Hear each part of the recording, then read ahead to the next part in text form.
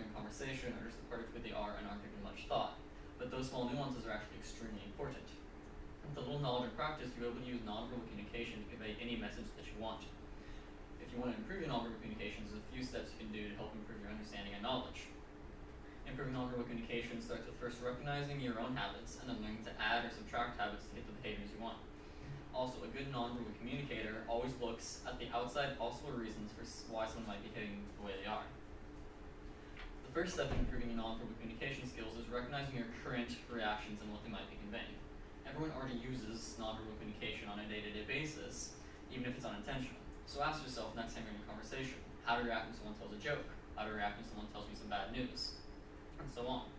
Also, it's good to remember that nonverbal communication involves everything, not just facial expression, body motion, tone of voice, pitch, and so on.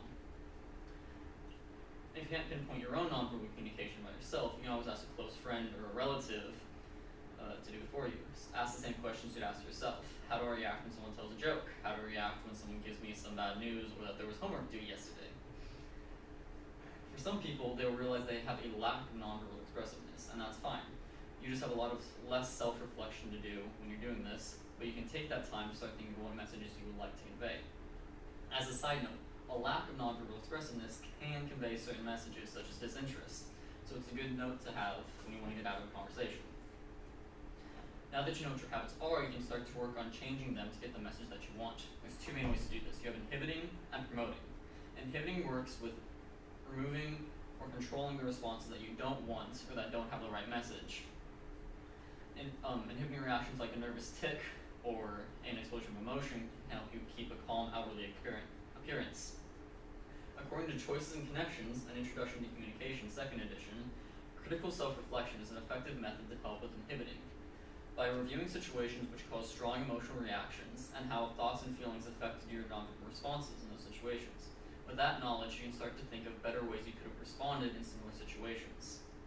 Promoting, on the other hand, has to deal with using responses you would not normally use. A normally reserved person might be able to help a friend through an emotionally distressful period by using promoting when they might not normally know what to do. By combining these two, promoting and inhibiting, you're effectively able to control most of your nonverbal responses. Note I said most, as it's almost impossible to control all your responses, and the more you try to force it, the more fake it can end up looking. With control of your nonverbal habits, you might think you have everything you need to know, but there are a few outside factors which affect yours and other people's nonverbal communications. Although you might be studying to control your nonverbal reactions, other people are not. Oftentimes their responses are a result of other many different aspects in that moment. Factors such as their culture. People from a more individualistic culture might respond more distantly, while people that were raised in a collectivistic culture might prefer closer proximity and more eye contact. Outside of culture, there are hundreds of different factors which affect people's behaviors. Recent events play a large role in this. A person you just met might seem distant and off-putting, but that just might be because they had some bad news. Due to the sheer amount of factors that affect behaviors, you always have to be careful not to attribute it to the wrong thing.